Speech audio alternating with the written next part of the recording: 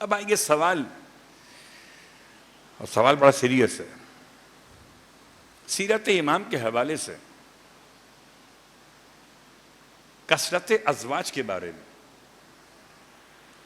امام حسن مجتبی علیہ السلام کے حوالے سے بات ہو رہی ہے۔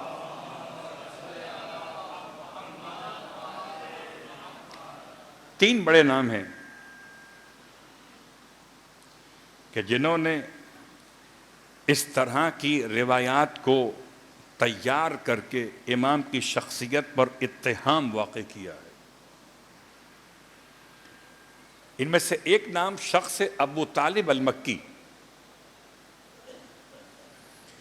ابو طالب المکی جو امام حسن کے بارے میں روایات کو بنا بنا کے لکھتا رہا، یہ پیدا کب ہوا ہے؟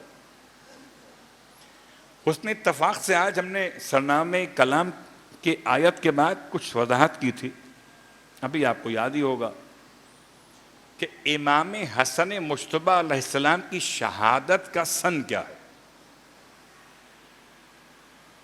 50 سن آف ہجرہ، کربلا کے واقعے سے تقریباً 10 سال پورے مکمل، اور اگلا مہینہ 11ویں برس کا محرم، ایسے ہی۔ اور جس نے یہ روایات کثرت ازواج کی امام کے خلاف لکھی ہیں، وہ پیدا کب ہوا؟ 382 سن ہجرت میں۔ 350 سال کے بعد جو دنیا میں آ رہا ہے، وہ قلم اٹھاتا ہے تشنیع کرنے کے لیے امام کی شخصیت پر۔ دوسرا نام امام کی شخصیت کے خلاف لکھنے والوں میں ابو الحسن المدائنی۔ ابو الحسن المدائنی دنیا میں کب آیا؟ امام کی شہادت کے 150 سال کے بعد۔ تیسرا شخص شبلنجی حسن ابن مومن، یہ دنیا میں آیا امام کی شہادت کے 1150 سال کے بعد۔ اور یہ 3 شخصیات نے الفاظ کیا لکھے، کیونکہ اب بالکل اس موضوع پر اگر میں نکل جاؤں تو یہ بہت طویل موضوع ہے، اور میں اس موضوع پر پورا عشرہ پڑھ چکا ہوں امام کی کثرت ازواج کے حوالے سے، تو بات کو بالکل سمیٹ کر خلاصہ پیش کر رہا ہوں کہ ساری روایتوں کے گڑھے جانے کے واقعات آپ یاد رکھیں۔ اول تو وہ دور ایسا گزرا ہے جس دور میں احادیث کے بیان کرنے پر لگا دی گئی پابندی، کوئی حدیث پیغمبر نہ کہنے پاتا تھا نہ لکھوانے پاتا تھا، سوائے آل محمد کے در کے باقی سب کو بند کر دیا گیا تھا۔ 100 سال کے بعد پابندی اٹھائی گئی تو اتنی حدیثیں صاحبان اقتدار کی حمایت میں، کبھی گورنر کی حمایت میں، کبھی بادشاہ کی حمایت میں، کبھی اور افراد کی حمایت، اتنی تیار کر لی گئیں کہ اب پابندی اٹھا لی گئی۔ اب جو حدیثیں 100 سال کے بعد لوگوں نے بیان کرنا شروع، مکس ایسی ہو گئی پتہ ہی نہ چلا کہ اصل پیغام محمد کیا ہے اور گڑے ہوئے الفاظ کیا ہے۔ اس کا علاج آل محمد نے اس سے پہلے کر دیا تھا، فرمایا اگر ہمارا کوئی کلام تم تک پہنچے تو قرآن سے ملا کے دیکھنا، اگر قرآن سے ملے تو ہمارا ہے ورنہ دیوار پہ دے مارنا۔ اس سے بہتر کوئی اور علاج، صلوات پڑھے محمد، ممکن نہیں۔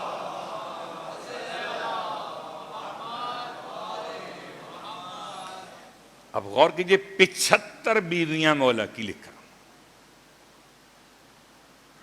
95 بیویاں، 150 بیویاں، 300 بیویاں، فیگر بڑھتا گیا یہاں تک کہ 700 تک پہنچا دیا. کتنی؟ 700. ابھی پھر غور کیجئے کہ کل امام کی مدت حیات ظاہر کتنی ہے؟ 47 برس. 47 برس میں کیا لکھا؟ 700 بیویاں. کہتے جھوٹ کے پاؤں نہیں ہوتے. کیا مطلب جملے کا؟ کہ اگر 700 بیویاں لکھتے ہو، 75 لکھتے ہو، 90 لکھتے ہو، 95 لکھتے ہو، 45 لکھتے ہو، تو ان بیویوں کے نام کیا تھے؟ یہ تو لکھو. ان بیویوں کے نسب کیا تھے؟ یہ تو لکھو. ان بیویوں کے علاقے کیا تھے؟ یہ تو لکھو. کہ کس بنیاد پر امام نے نکاح کیا اور کس بنیاد پہ امام نے طلاق دے دی. اللہ اکبر. امام معصوم کی شخصیت پر یہ حملہ کرنے والے ظالم ترین افراد ہیں. اب میں نے آپ کی خدمت میں کہا کہ ایک حدیث ہمارے پاس موجود ہے کہ ہر بات کو قرآن سے ملا کے دیکھو. ایسا ہے کہ نہیں؟ آپ سب کے سب، آپ بھی برادران اہل سنت کے علماء اکثریت میں اس بات کے قائل ہیں اور رہے ہیں کہ انما یرید اللہ لیذھب عنکم الرجس اہل البیت ویطہرکم تطہیرا.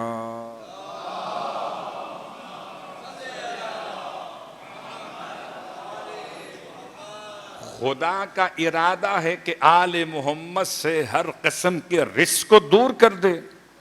کوئی نقص ہو، کوئی کمی ہو، کوئی شخصیت میں ذرا سا فرق ہو تو خدا کا وعدہ غلط ہو جائے گا. اور افضل ترین فرد ہیں تطہیر کے امام مجتبی. اللہ اکبر. تو سرکار امام مجتبی کے حوالے سے اب آئیے آپ کی خدمت میں خلاصہ کروں اور مزید. یہ ساری باتیں گڑھی جا رہی ہیں. عرب کا مزاج رہا ہے. اچھا کیوں نہیں لکھتے کسی اور کے بارے میں؟ مغیرہ کی بیویاں کتنی تھیں؟ لکھو. مغیرہ بن شعبہ کی کتنی بیویاں تھیں؟ لکھو. کیوں نہیں لکھتے کہ حاکم شام کے، اس کے خاندان کے، مروان کے خاندان کے افراد کے پاس کتنی عورتیں تھیں؟ نہیں لکھتے.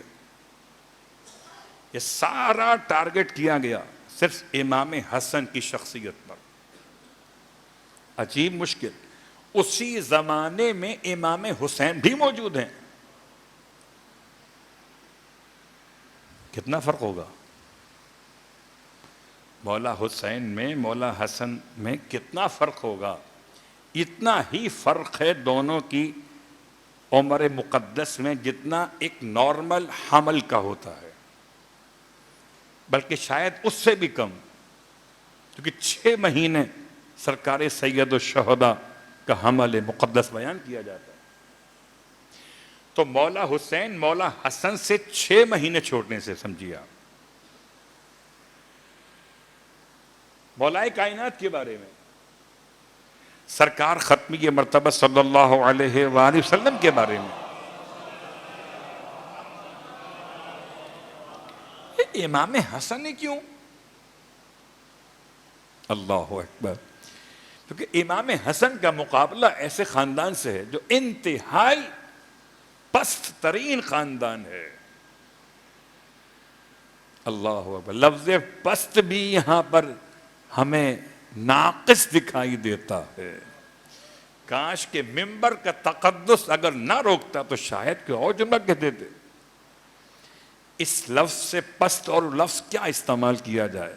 میں اس سے پہلے اشارہ کر چکا کہ آل محمد کی بلندی دیکھیے، ان کی پستی دیکھیے.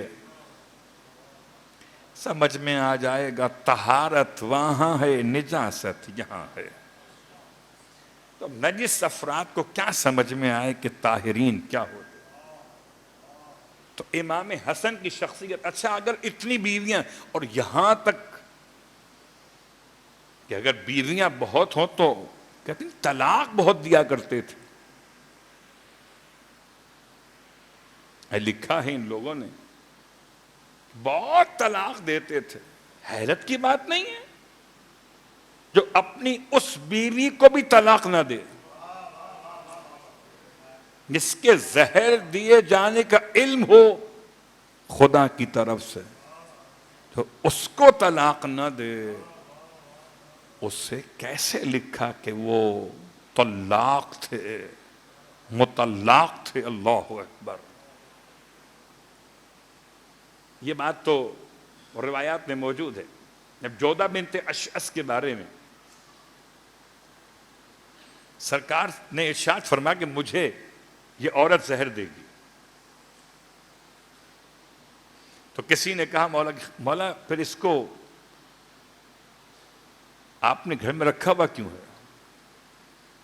طلاق دے اس کو۔ اللہ اکبر! بہت غور کیجئے گا، آج نہیں تو کل، کل نہیں تو پرسوں ساری فائلیں کھلیں گی۔ جتنے کیس بند کر دیے گئے تھے نا اسلام کے،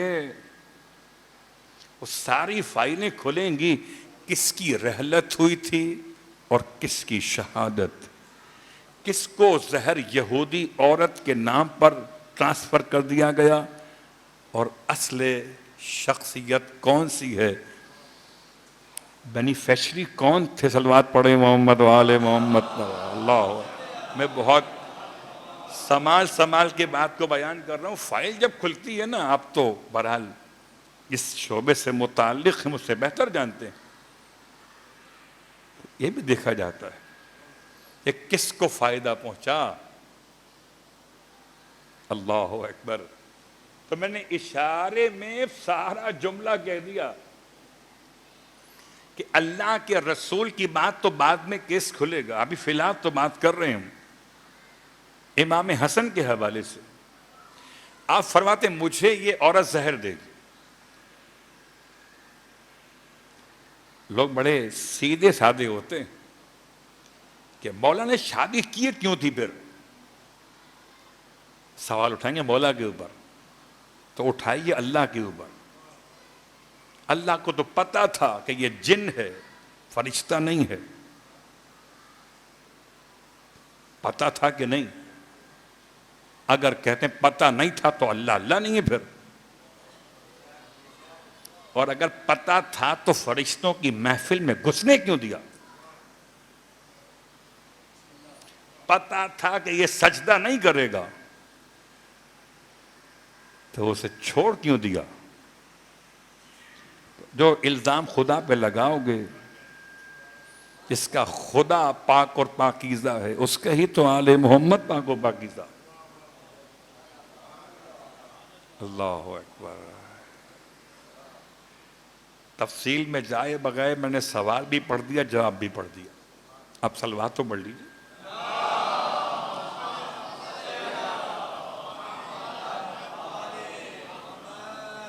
بات ٹھیک ہے نا؟ کیوں شادی کی؟ اب یہ ایک دلیل ہمارے پاس پہنچ گئی کہ جو مرضی پروردگار وما تشاؤون الا ان یشاء اللہ، آل محمد آپ تو وہ ہیں جو کچھ چاہتے ہی نہیں، وہی چاہتے ہیں جو اللہ چاہتا ہے۔